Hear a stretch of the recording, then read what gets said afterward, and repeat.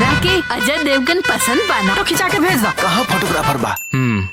Hello दोस्तों, फिल्मी point ZX में फिर से एक बार स्वागत है आपका। दोस्तों, आज की इस वीडियो में बात करने जा रहे हैं दिनेश लाल यादव निरहुआ के छोटे भाई परवेश लाल की फिल्म जस्ट मैरिड का ट्रेलर लॉन्च कर दिया गया है। जी हाँ दोस्तों, ट्रेलर रिव्यू की बात करें तो दोस्तों just married romantic family drama film होने वाली है और इस फिल्म के ट्रेलर्स को ऑडियंस का काफ़ी ज़बरदस्त रिस्पांस मिल रहा है। इस फिल्म में भोजपुरी अभिनेत्री नीलम गिरी अपनी अदाओं से फैंस का दिल जीत रही हैं।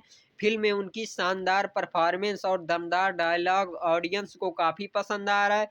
दोस्तों, इस फिल्म की कहानी की बात करें तो जस्ट मैरिड शादीशुदा जीवन के उतार चढ़ाव और रिश्तों की जटिलताओं को दर्शाता है। यह फिल्म इमोशन, ड्रामा और मनोरंजन का परफेक्ट मिक्स देखने को मिलने वाला है। दोस्तों, इस फिल्म में नीलम गिरी, परवेश लाल यादव और अन्य कलाकारों की शानदार केमिस्ट्री ट्रेलर में नजर आ रही है।